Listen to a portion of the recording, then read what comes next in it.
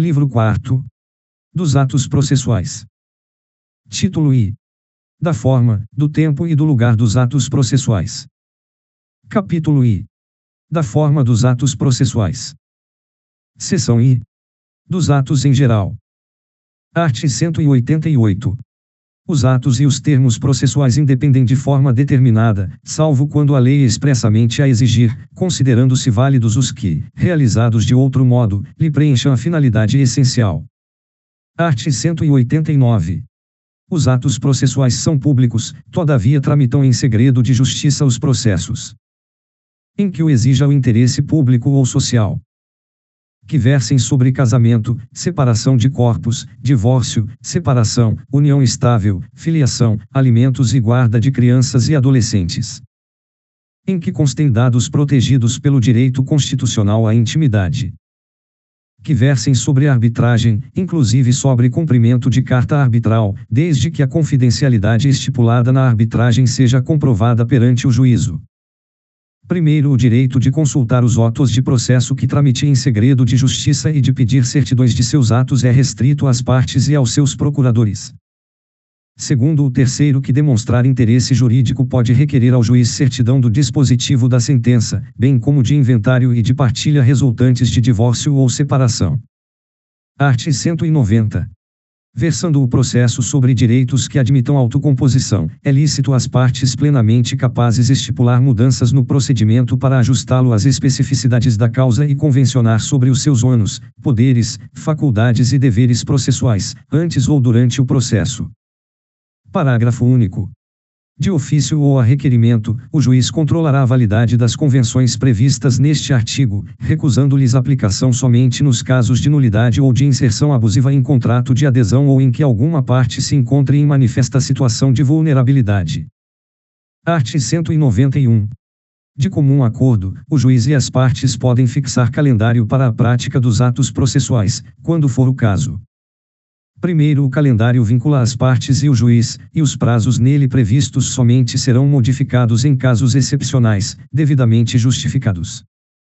Segundo, dispensa-se a intimação das partes para a prática de ato processual ou a realização de audiência cujas datas tiverem sido designadas no calendário. Art. 192. Em todos os atos e termos do processo é obrigatório o uso da língua portuguesa. Parágrafo único. O documento redigido em língua estrangeira somente poderá ser juntado aos autos quando acompanhado de versão para a língua portuguesa tramitada por via diplomática ou pela autoridade central, ou firmada por tradutor juramentado. Seção 2ª. Da prática eletrônica de atos processuais. Art. 193. Os atos processuais podem ser total ou parcialmente digitais, de forma a permitir que sejam produzidos, comunicados, armazenados e validados por meio eletrônico, na forma da lei. Parágrafo único. O disposto nesta seção aplica-se, no que for cabível, à prática de atos notariais e de registro. Art. 194. Os sistemas de automação processual respeitarão a publicidade dos atos, o acesso e a participação das partes e de seus procuradores, inclusive nas audiências e sessões de julgamento, observadas as garantias da disponibilidade, independência da plataforma computacional, acessibilidade e interoperabilidade dos sistemas, serviços, dados e informações que o Poder Judiciário administre no exercício de suas funções. Art. 195. O registro de ato processual eletrônico deverá ser feito em padrões abertos, que atenderão aos requisitos de autenticidade, integridade, temporalidade, não repúdio, conservação e, nos casos que tramitem em segredo de justiça, confidencialidade, observada a infraestrutura de chaves públicas unificada nacionalmente, nos termos da lei. Art. 196. Compete ao Conselho Nacional de Justiça e, supletivamente, aos tribunais, regulamentar a prática e a comunicação oficial de atos processuais por meio eletrônico e velar pela compatibilidade dos sistemas, disciplinando a incorporação progressiva de novos avanços tecnológicos e editando, para esse fim, os atos que forem necessários, respeitadas as normas fundamentais deste Código. Art. 197. Os tribunais divulgarão as informações constantes de seu sistema de automação em página própria na rede mundial de computadores, gozando a divulgação de presunção de veracidade e confiabilidade. Parágrafo único. Nos casos de problema técnico do sistema e de erro ou omissão do auxiliar da justiça responsável pelo registro dos andamentos, poderá ser configurada a justa causa prevista no art. 223, caput e 1º. Art. 198. As unidades do Poder Judiciário deverão manter gratuitamente, à disposição dos interessados, equipamentos necessários à prática de atos processuais e à consulta e ao acesso ao sistema e aos documentos dele constantes. Parágrafo único. Será admitida a prática de atos por meio não eletrônico no local onde não estiverem disponibilizados os equipamentos previstos no caput. Art. 199. As unidades do Poder Judiciário assegurarão às pessoas com deficiência a acessibilidade aos seus sítios na rede mundial de computadores, ao meio eletrônico de prática de atos judiciais, à comunicação eletrônica dos atos processuais e à assinatura eletrônica. Seção 3ª. Dos atos das partes. Art. 200. Os atos das partes consistentes em declarações unilaterais ou bilaterais de vontade produzem imediatamente a constituição, modificação ou extinção de direitos processuais. Parágrafo único. A desistência da ação só produzirá efeitos após homologação judicial. Art. 201. As partes poderão exigir recibo de petições, arrazoados, papéis e documentos que entregarem em cartório. Art. 202. É vedado lançar nos autos cotas marginais ou interlineares, as quais o juiz mandará riscar, impondo a quem as escrever multa correspondente à metade do salário mínimo. Seção 4ª. Dos pronunciamentos do juiz. Art. 203. Os pronunciamentos do juiz consistirão em sentenças, decisões interlocutórias e despachos. Primeiro, ressalvadas as disposições expressas dos procedimentos especiais, sentença é o pronunciamento por meio do qual o juiz, com fundamento nos arts. 485 e 487, põe fim à fase cognitiva do procedimento comum, bem como extingue a execução. Segundo, decisão interlocutória é todo pronunciamento judicial de natureza decisória que não se enquadre no primeiro. Terceiro, são despachos todos os demais pronunciamentos do juiz praticados no processo, de ofício ou a requerimento da parte. Quarto, os atos meramente ordinatórios, como a juntada e a vista obrigatória, independente de despacho, devendo ser praticados de ofício pelo servidor e revistos pelo juiz quando necessário. Art. 204. Acórdão é o julgamento colegiado proferido pelos tribunais. Art. 205. Os despachos, as decisões, as sentenças e os acórdãos serão redigidos, datados e assinados pelos juízes. Primeiro, quando os pronunciamentos previstos no caput forem proferidos oralmente, o servidor os documentará, submetendo-os aos juízes para revisão e assinatura. Segundo, a assinatura dos juízes, em todos os graus de jurisdição, pode ser feita eletronicamente, na forma da lei. Terceiro, os despachos, as decisões interlocutórias, o dispositivo das sentenças e a ementa dos acórdãos serão publicados no Diário de Justiça eletrônico. Seção V. Dos atos do escrivão ou do chefe de secretaria. Art. 206. Ao receber a petição inicial de processo, o escrivão ou o chefe de secretaria a autuará, mencionando o juízo, a natureza do processo, o número de seu registro, os nomes das partes e a data de seu início, e procederá do mesmo modo em relação aos volumes em formação. Art. 207. O escrivão ou o chefe de secretaria numerará e rubricará todas as folhas dos autos. Parágrafo único. À parte, ao procurador, ao membro do Ministério Público, ao defensor público e aos auxiliares da Justiça é facultado rubricar as folhas correspondentes aos atos em que intervierem. Art. 208. Os termos de juntada, vista, conclusão e outros semelhantes constarão de notas datadas e rubricadas pelo escrivão ou pelo chefe de secretaria. Art. 209. Os atos e os termos do processo serão assinados pelas pessoas que neles intervierem. Todavia, quando essas não puderem ou não quiserem firmá-los, o escrivão ou o chefe de secretaria certificará a ocorrência. Primeiro, quando se tratar de processo total ou parcialmente documentado em autos eletrônicos, os atos processuais praticados na presença do juiz poderão ser produzidos e armazenados de modo integralmente digital em arquivo eletrônico inviolável, na forma da lei, mediante registro em termo, que será assinado digitalmente pelo juiz e pelo escrivão ou chefe de secretaria, bem como pelos advogados das partes. Segundo, na hipótese do primeiro, eventuais contradições na transcrição deverão ser suscitadas oralmente no momento de realização do ato, sob pena de preclusão, devendo o juiz decidir de plano e ordenar o registro, no termo, da alegação e da decisão. Art. 210. É lícito o uso da taquigrafia, da estenotipia ou de outro método idôneo em qualquer juízo ou tribunal. Art. 211.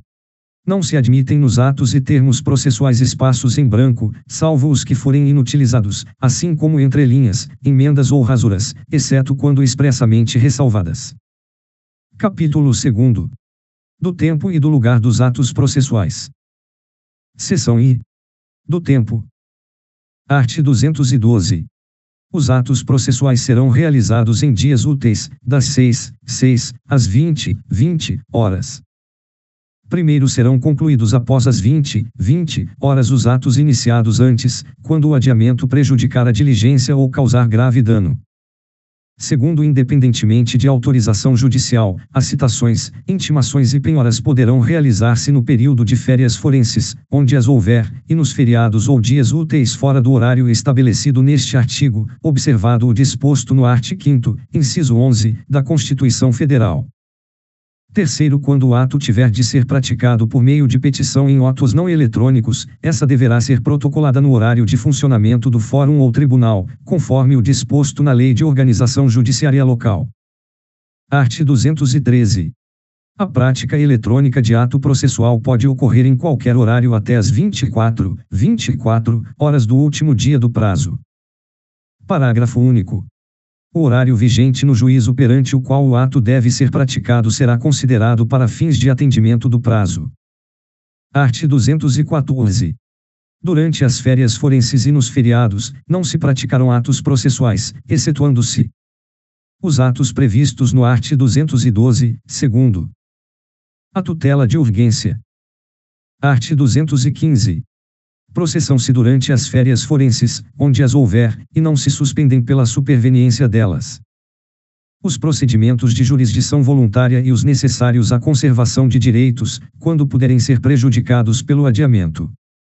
A ação de alimentos e os processos de nomeação ou remoção de tutor e curador. Os processos que a lei determinar. Art. 216. Além dos declarados em lei, são feriados, para efeito forense, os sábados, os domingos e os dias em que não haja expediente forense. Seção 2ª. Do lugar. Art. 217. Os atos processuais realizar-se-ão ordinariamente na sede do juízo, ou, excepcionalmente, em outro lugar em razão de deferência, de interesse da justiça, da natureza do ato ou de obstáculo arguido pelo interessado e acolhido pelo juiz. Capítulo 3. Dos prazos. Seção I. Disposições gerais. Art. 218. Os atos processuais serão realizados nos prazos prescritos em lei. Primeiro, quando a lei for omissa, o juiz determinará os prazos em consideração à complexidade do ato. Segundo, quando a lei ou o juiz não determinar prazo, as intimações somente obrigarão a comparecimento após decorridas 48 horas.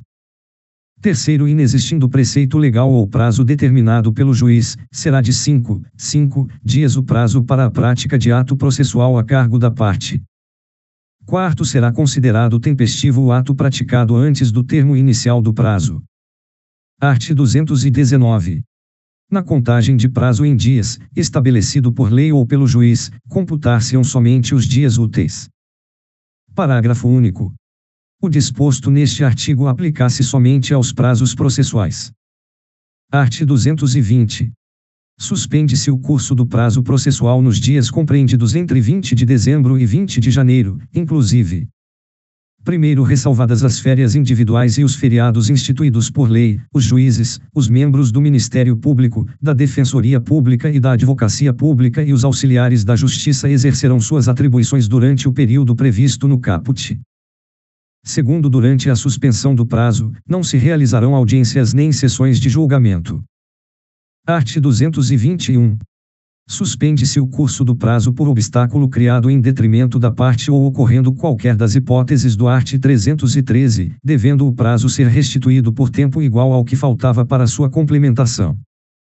Parágrafo único.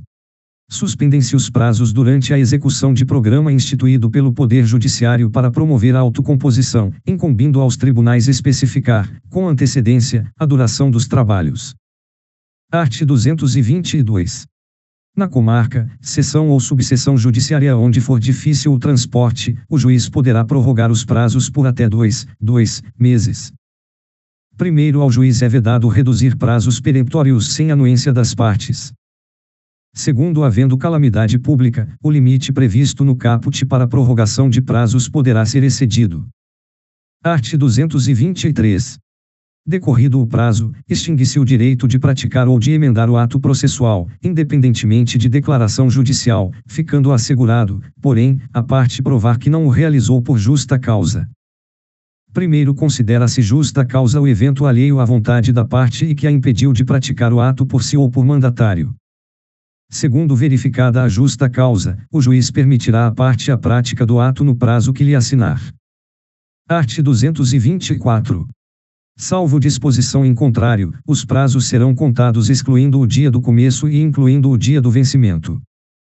Primeiro, os dias do começo e do vencimento do prazo serão protraídos para o primeiro dia útil seguinte, se coincidirem com o dia em que o expediente forense for encerrado antes ou iniciado depois da hora normal ou houver indisponibilidade da comunicação eletrônica.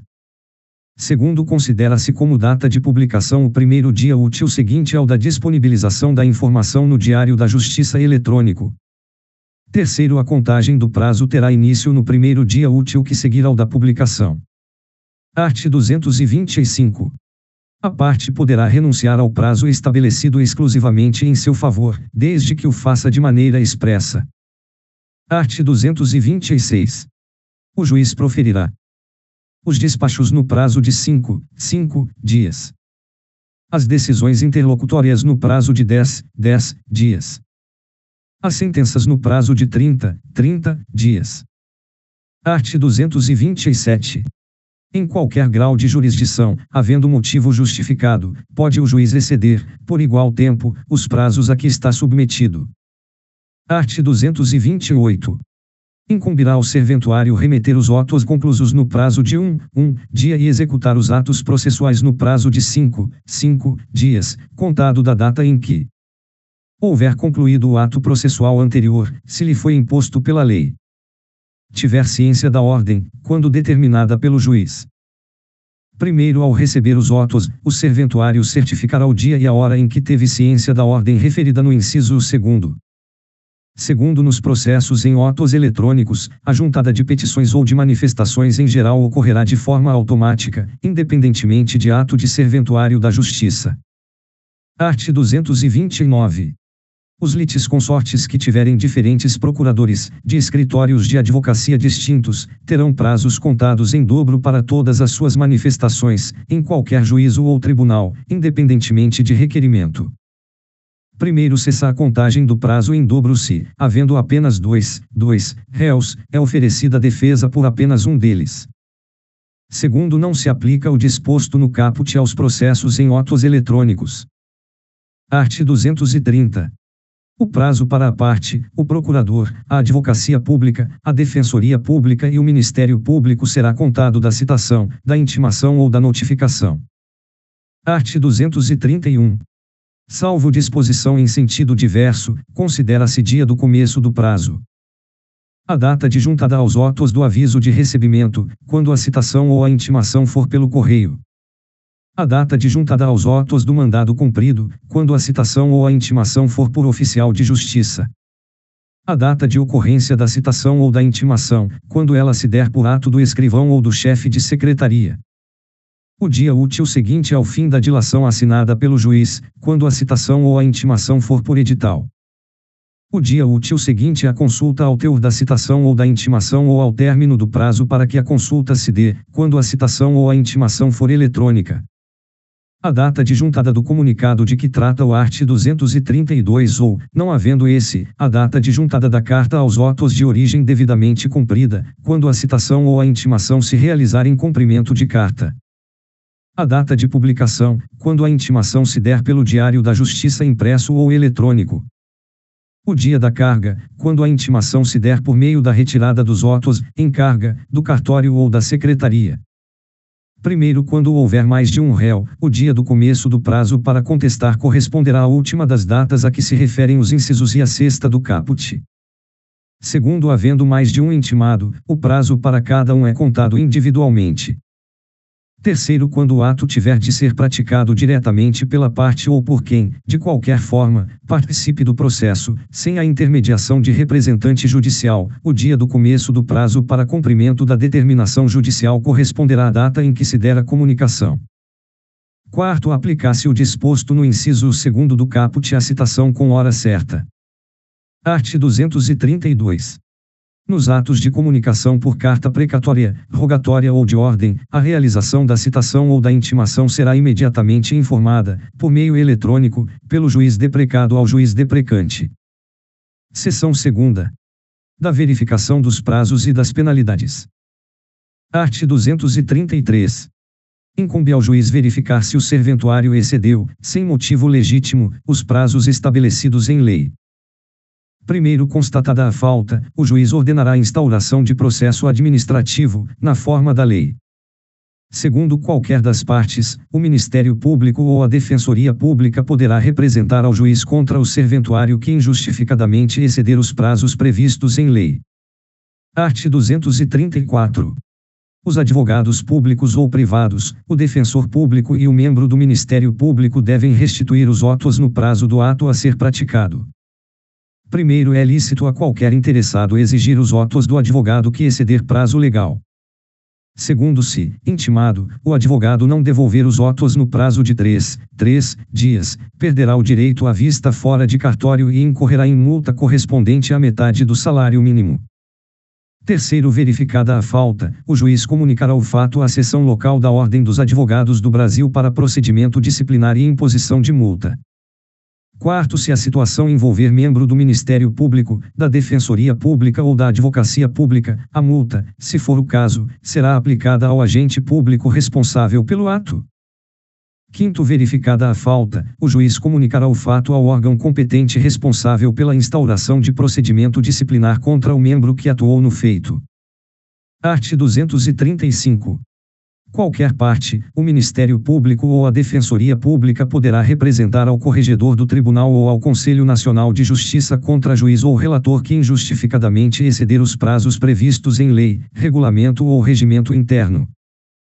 Primeiro, distribuída a representação ao órgão competente e ouvido previamente o juiz, não sendo caso de arquivamento liminar, será instaurado procedimento para apuração da responsabilidade, com intimação do representado por meio eletrônico para, querendo, apresentar justificativa no prazo de 15 dias. Segundo, sem prejuízo das sanções administrativas cabíveis, em até 48 horas após a apresentação ou não da justificativa de que trata o primeiro, se for o caso, o corregedor do tribunal ou o relator no Conselho Nacional de Justiça determinará a intimação do representado por meio eletrônico para que, em 10 dias, pratique o ato. Terceiro, mantida a inércia, os autos serão remetidos ao substituto legal do juiz ou do relator contra o qual se representou para decisão em 10 dias. Título 2º. Da comunicação dos atos processuais. Capítulo I. Disposições gerais. Art. 236. Os atos processuais serão cumpridos por ordem judicial. Primeiro, será expedida carta para a prática de atos fora dos limites territoriais do tribunal, da comarca, da seção ou da subseção judiciárias, ressalvadas as hipóteses previstas em lei. Segundo, o tribunal poderá expedir carta para juízo a ele vinculado, se o ato houver de se realizar fora dos limites territoriais do local de sua sede. Terceiro, admite-se a prática de atos processuais por meio de videoconferência ou outro recurso tecnológico de transmissão de sons e imagens em tempo real. Art. 237. Será expedida carta de ordem, pelo tribunal, na hipótese do segundo do art. 236. Rogatória, para que órgão jurisdicional estrangeiro pratique ato de cooperação jurídica internacional, relativo a processo em curso perante órgão jurisdicional brasileiro. Precatória, para que órgão jurisdicional brasileiro pratique ou determine o cumprimento, na área de sua competência territorial, de ato relativo a pedido de cooperação judiciária formulado por órgão jurisdicional de competência territorial diversa. arbitral, para que órgão do Poder Judiciário pratique ou determine o cumprimento, na área de sua competência territorial, de ato ou objeto de pedido de cooperação judiciária formulado por juízo arbitral, inclusive os que importem efetivação de tutela provisória. Parágrafo único. Se o ato relativo a processo em curso na Justiça Federal ou em Tribunal Superior houver de ser praticado em local onde não haja vara federal, a carta poderá ser dirigida ao juízo estadual da respectiva comarca. Capítulo 2. Da citação. Art. 238. Citação é o ato pelo qual são convocados o réu, o executado ou o interessado para integrar a relação processual. Art. 239.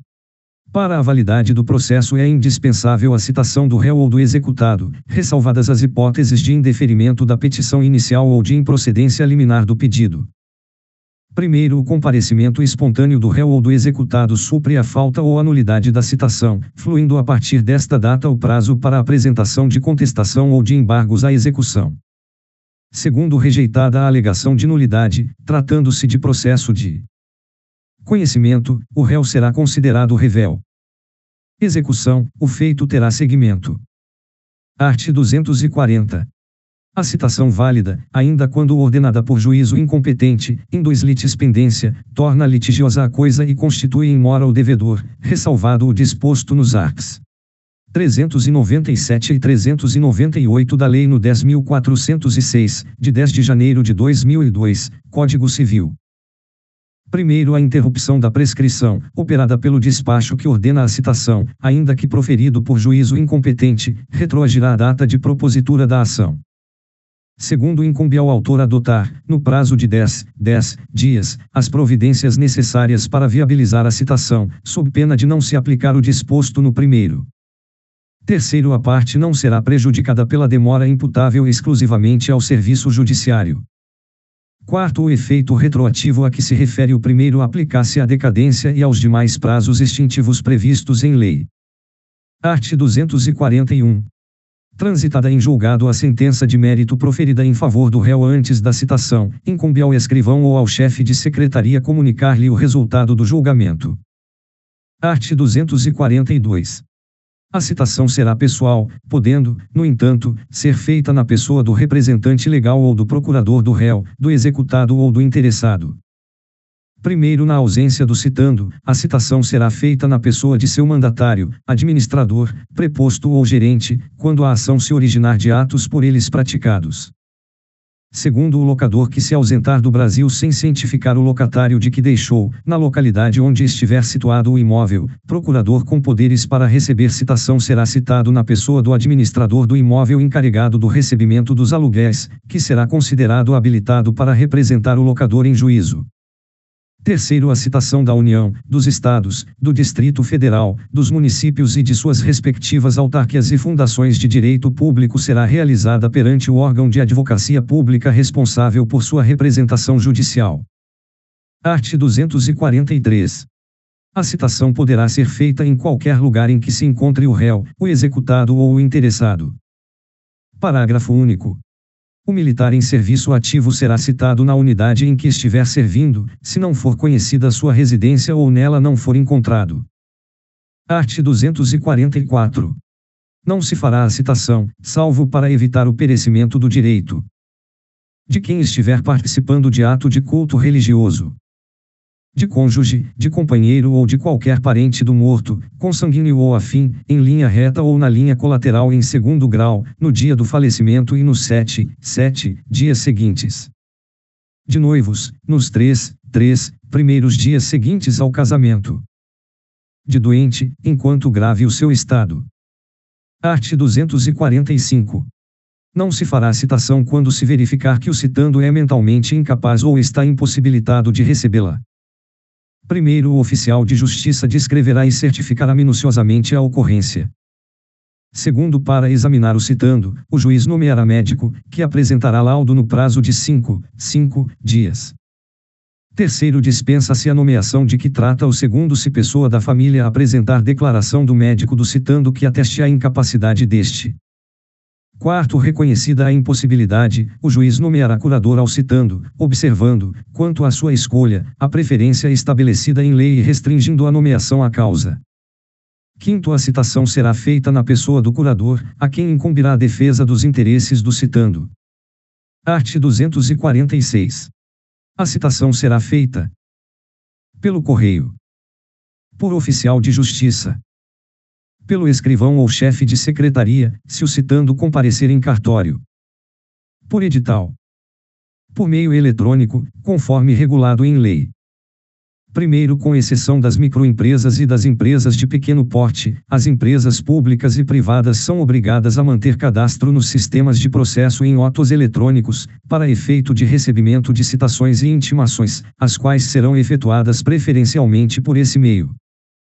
Segundo o disposto no primeiro, aplicar-se à União, aos Estados, ao Distrito Federal, aos municípios e às entidades da administração indireta. Terceiro, na ação de uso capião de imóvel, os confinantes serão citados pessoalmente, exceto quando tiver por objeto unidade autônoma de prédio em condomínio, caso em que tal citação é dispensada. Art. 247. A citação será feita pelo correio para qualquer comarca do país, exceto nas ações de Estado, observado o disposto no art. 695, terceiro. Quando o citando for incapaz. Quando o citando for pessoa de direito público. Quando o citando residir em local não atendido pela entrega domiciliar de correspondência. Quando o autor, justificadamente, a requerer de outra forma. Art. 248.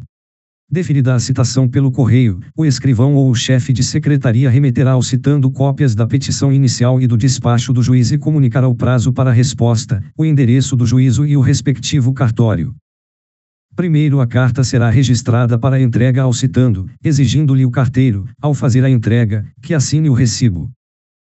Segundo, sendo o citando pessoa jurídica, será válida a entrega do mandado à pessoa com poderes de gerência geral ou de administração ou, ainda, a funcionário responsável pelo recebimento de correspondências. Terceiro, da carta de citação no processo de conhecimento constarão os requisitos do art. 250. Quarto, nos condomínios edilícios ou nos loteamentos com controle de acesso, será válida a entrega do mandado a funcionário da portaria responsável pelo recebimento de correspondência, que, entretanto, poderá recusar o recebimento, se declarar, por escrito, sob as penas da lei, que o destinatário da correspondência está ausente. Art. 249.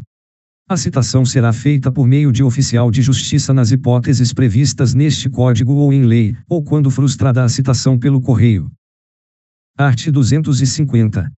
O mandado que o oficial de justiça tiver de cumprir conterá os nomes do autor e do citando e seus respectivos domicílios ou residências. A finalidade da citação, com todas as especificações constantes da petição inicial, bem como a menção do prazo para contestar, sob pena de revelia, ou para embargar a execução. A aplicação de sanção para o caso de descumprimento da ordem, se houver. Se for o caso, a intimação do citando para comparecer, acompanhado de advogado ou de defensor público, à audiência de conciliação ou de mediação, com a menção do dia, da hora e do lugar do comparecimento.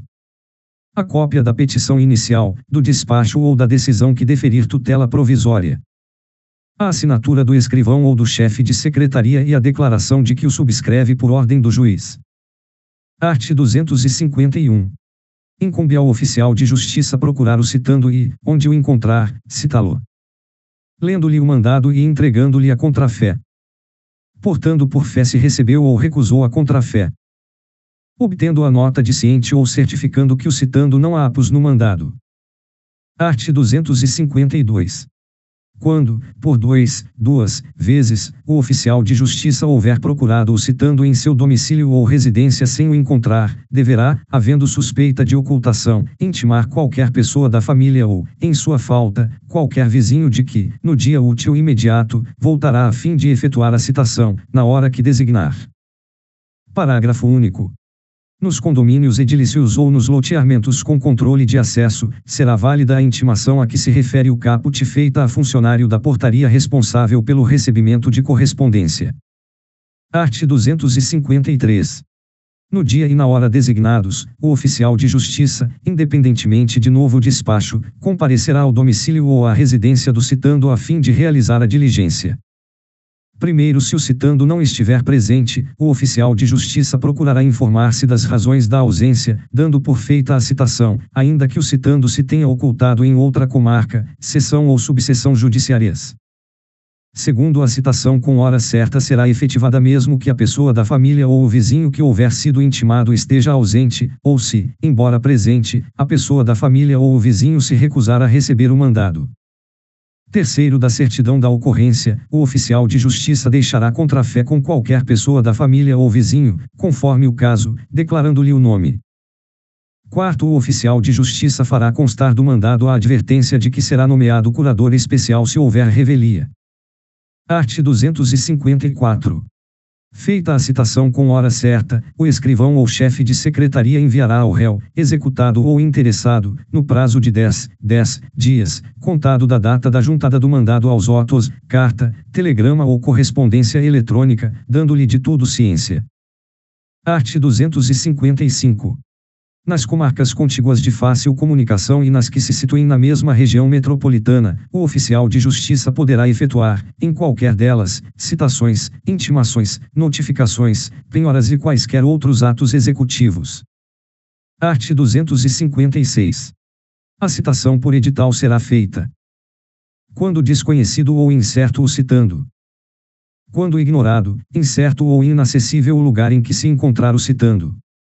Nos casos expressos em lei. Primeiro, considera-se inacessível, para efeito de citação por edital, o país que recusar o cumprimento de carta rogatória. Segundo, no caso de ser inacessível o lugar em que se encontrar o réu, a notícia de sua citação será divulgada também pelo rádio, se na comarca houver emissora de radiodifusão. Terceiro, o réu será considerado em local ignorado ou incerto se infrutíferas as tentativas de sua localização, inclusive mediante requisição pelo juízo de informações sobre seu endereço nos cadastros de órgãos públicos ou de concessionárias de serviços públicos. Art. 257. São requisitos da citação por edital: a afirmação do autor ou a certidão do oficial informando a presença das circunstâncias autorizadoras. A publicação do edital na rede mundial de computadores, no sítio do respectivo tribunal e na plataforma de editais do Conselho Nacional de Justiça, que deve ser certificada nos autos. A determinação, pelo juiz, do prazo, que variará entre 20 e 60 dias, fluindo da data da publicação única ou, havendo mais de uma, da primeira. A advertência de que será nomeado curador especial em caso de revelia. Parágrafo único. O juiz poderá determinar que a publicação do edital seja feita também em jornal local de ampla circulação ou por outros meios, considerando as peculiaridades da comarca, da seção ou da subseção judiciárias. Art. 258. A parte que requerer a citação por edital, alegando dolosamente a ocorrência das circunstâncias autorizadoras para sua realização, incorrerá em multa de 5 vezes o salário mínimo. Parágrafo único. A multa reverterá em benefício do citando. Art. 259. Serão publicados editais: na ação de uso capião de imóvel, na ação de recuperação ou substituição de título ao portador, em qualquer ação em que seja necessária, por determinação legal, a provocação, para participação no processo, de interessados incertos ou desconhecidos. Capítulo 3. Das cartas. Art. 260. São requisitos das cartas de ordem, precatória e rogatória: a indicação dos juízes de origem e de cumprimento do ato, o inteiro teor da petição, do despacho judicial e do instrumento do mandato conferido ao advogado, a menção do ato processual que lhe constitui o objeto, o encerramento com a assinatura do juiz. Primeiro, o juiz mandará trasladar para a carta quaisquer outras peças, bem como instruí-la com mapa, desenho ou gráfico, sempre que esses documentos devam ser examinados, na diligência, pelas partes, pelos peritos ou pelas testemunhas.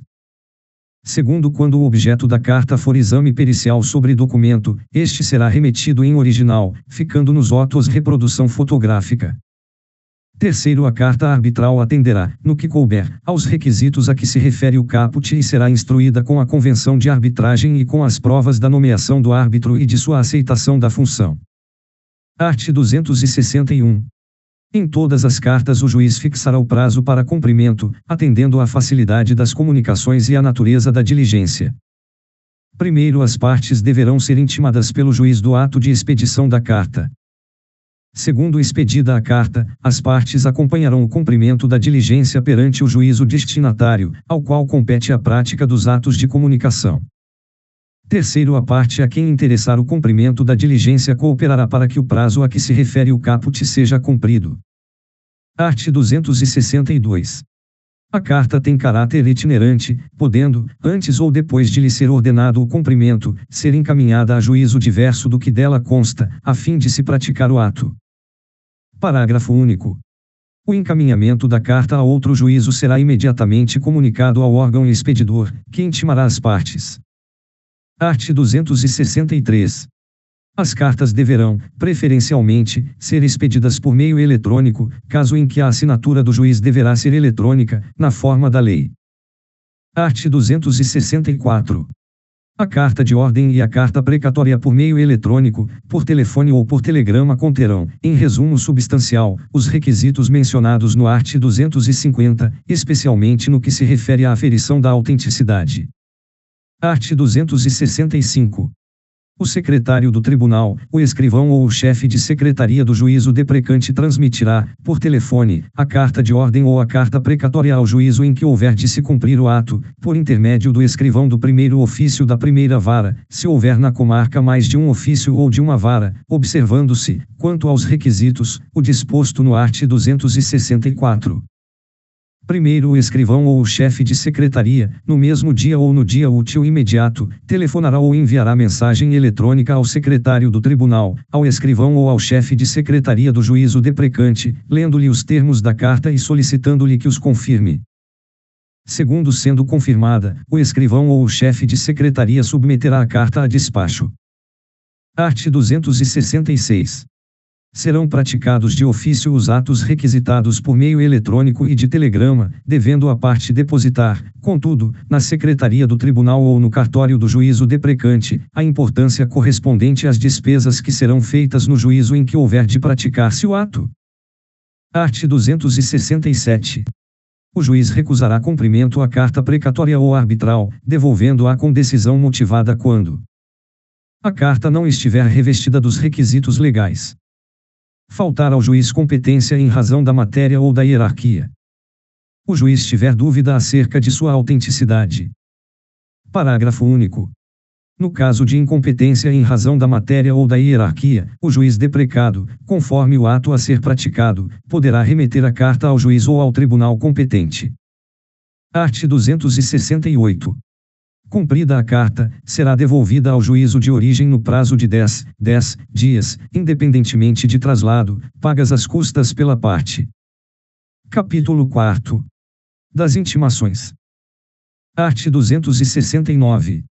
Intimação é o ato pelo qual se dá ciência a alguém dos atos e dos termos do processo.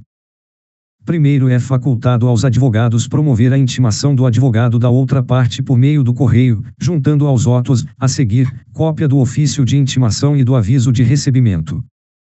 Segundo, o ofício de intimação deverá ser instruído com cópia do despacho, da decisão ou da sentença. Terceiro, a intimação da União, dos Estados, do Distrito Federal, dos municípios e de suas respectivas autarquias e fundações de direito público será realizada perante o órgão de advocacia pública responsável por sua representação judicial. Art. 270. As intimações realizam-se, sempre que possível, por meio eletrônico, na forma da lei. Parágrafo único.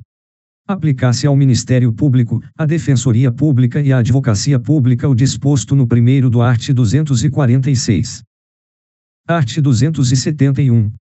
O juiz determinará de ofício as intimações em processos pendentes, salvo disposição em contrário. Art. 272. Quando não realizadas por meio eletrônico, consideram-se feitas as intimações pela publicação dos atos no órgão oficial. Primeiro, os advogados poderão requerer que, na intimação a eles dirigida, figure apenas o nome da sociedade a que pertençam, desde que devidamente registrada na Ordem dos Advogados do Brasil. Segundo, sob pena de nulidade, é indispensável que da publicação constem os nomes das partes e de seus advogados, com o respectivo número de inscrição na Ordem dos Advogados do Brasil, ou, se assim requerido, da Sociedade de Advogados. Terceiro, a grafia dos nomes das partes não deve conter abreviaturas. Quarto, a grafia dos nomes dos advogados deve corresponder ao nome completo e ser a mesma que constar da procuração ou que estiver registrada na Ordem dos Advogados do Brasil. Quinto, constando dos autos pedido expresso para que as comunicações dos atos processuais sejam feitas em nome dos advogados indicados, o seu desatendimento implicará nulidade. Sexto, a retirada dos autos do cartório ou da secretaria em carga pelo advogado, por pessoa credenciada a pedido do advogado ou da sociedade de advogados, pela advocacia pública, pela defensoria pública ou pelo Ministério Público implicará intimação de qualquer decisão contida no processo retirado, ainda que pendente de publicação. Sétimo, o advogado e a sociedade de advogados deverão requerer o respectivo credenciamento para a retirada de autos por preposto. Oitavo, a parte arguirá a nulidade da intimação em capítulo preliminar do próprio ato que lhe caiba praticar, o qual será tido por tempestivo se o vício for reconhecido. Nono, não sendo possível a prática imediata do ato diante da necessidade de acesso prévio aos autos, a parte limitar-se a arguir a nulidade da intimação, caso em que o prazo será contado da intimação da decisão que a reconheça. Art. 273. Se inviável a intimação por meio eletrônico e não houver na localidade publicação em órgão oficial, incumbirá ao escrivão ou chefe de secretaria intimar de todos os atos do processo os advogados das partes. Pessoalmente, se tiverem domicílio na sede do juízo. Por carta registrada, com aviso de recebimento, quando forem domiciliados fora do juízo. Art. 274. Não dispondo a lei de outro modo, as intimações serão feitas às partes, aos seus representantes legais, aos advogados e aos demais sujeitos do processo pelo correio ou, se presentes em cartório, diretamente pelo escrivão ou chefe de secretaria. Parágrafo único. Presumem-se válidas as intimações dirigidas ao endereço constante dos autos, ainda que não recebidas pessoalmente pelo interessado, se a modificação temporária ou definitiva não tiver sido devidamente comunicada ao juízo, fluindo os prazos a partir da juntada aos autos do comprovante de entrega da correspondência no primitivo endereço. Art. 275. A intimação será feita por oficial de justiça quando frustrada a realização por meio eletrônico ou pelo correio. Primeiro, a certidão de intimação deve conter a indicação do lugar e a descrição da pessoa intimada, mencionando, quando possível, o número de seu documento de identidade e o órgão que o expediu. A declaração de entrega da contrafé. A nota de ciente ou a certidão de que o interessado não há apus no mandado. Segundo, caso necessário, a intimação poderá ser efetuada com hora certa ou por edital.